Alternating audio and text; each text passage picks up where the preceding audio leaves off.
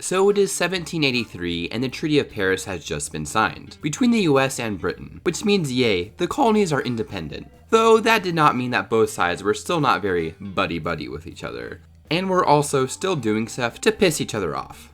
So when France decided screw monarchy and went to conquer most of Europe, Britain and friends went to war with them. And Britain, doing what it does best, sent its big chungus navy to blockade France. Only problem was they did not have enough sailors. And this was not helped by the fact that many British sailors hopped on over to American ships as they did not want to serve in the Navy. So Britain did the only logical thing and started boarding the ships of a neutral nation and yoinked British deserters, even the ones that had become American citizens. Now, of course, this wasn't an exact science, as the British probably took quite a few American sailors who had never even set foot in Britain. Another thing the Brits did to piss off the Americans was their support of the many Indian tribes fighting the US, and then passing the Ordnance Council, which required American ships to dock in Britain and pay tax before trading with other European powers.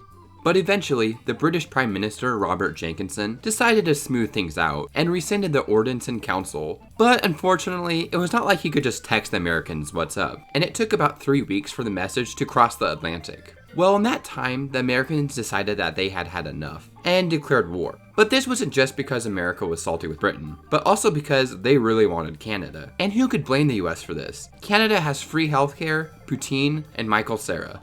Now, the US was a bit optimistic about the whole thing. And while yes, they had more troops than Britain and North America, they were of a lower quality, and they only had 17 ships to Britain's over 1,000. They also believed that the Anglo-Canadians would just see the light and side with the Americans. So the US rushed in to attack the British in Upper Canada from Detroit with a numerically superior army, and promptly lost and had to give up Detroit. They were also not helped by the fact that the Anglo-Canadians stayed loyal, and so did the Quebecers, as they kind of liked their deal with Britain, where they could be Catholic and French, something they feared that the Americans would take away. Meanwhile, in northern Michigan, the British attacked the American garrison there, who had no idea there was even a war going on, because again, no texting in 1812. Also, a bunch of native tribes ended up siding with the British, as they were not too fond of the whole manifest destiny thing, and Britain gave them some vague promises about their own Indian state.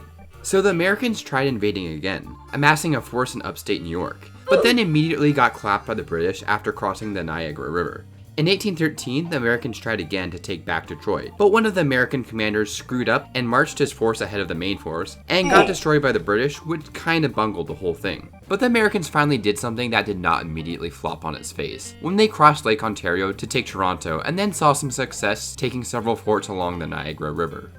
Down south, though, conflict flared up between the US and Creek natives, which Britain, along with Spain, who wasn't even fighting in the war, supported the Creeks. The US did its thing, of course, and defeated them and forced them to cede even more land away. Around this time, the US got a boat to Lake Erie, and there was a freaking naval battle in there, which the US won. So at least the Americans had one out of the 5 Great Lakes in their control. In November, the US's steam ran out when they tried to take Montreal, and failed in that task. With winter setting in, the British used this to their advantage, and pushed back the Americans past the Niagara. Around this time, Napoleon got defeated, again, which allowed the British to reinforce Canada. The British also started raiding the South, and freed many slaves, many of whom went on to fight for the British. So maybe the British were the good guys in this war.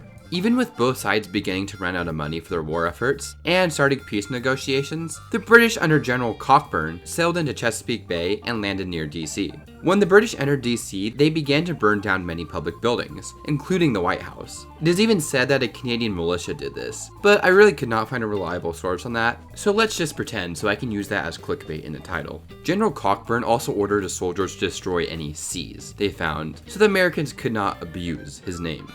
Wonder why they did that. But then a big storm hit and the Brits had to go back on their ships. They tried to take Baltimore next, but failed. And Francis Scott Key made a pretty cool song about it. I don't know if you've heard it before. Meanwhile, down south, Andrew Jackson, not the president yet, went and attacked the British and Spanish, who weren't even in the war, at Pensacola.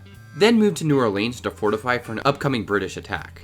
Meanwhile, back in Ghent, where peace negotiations were going on, the Brits proposed control of the Great Lakes region for themselves, and an Indian barrier stayed there. Now, of course, neither side really had any leverage, so on December 24th, 1814, peace was finally signed, with literally no border changes.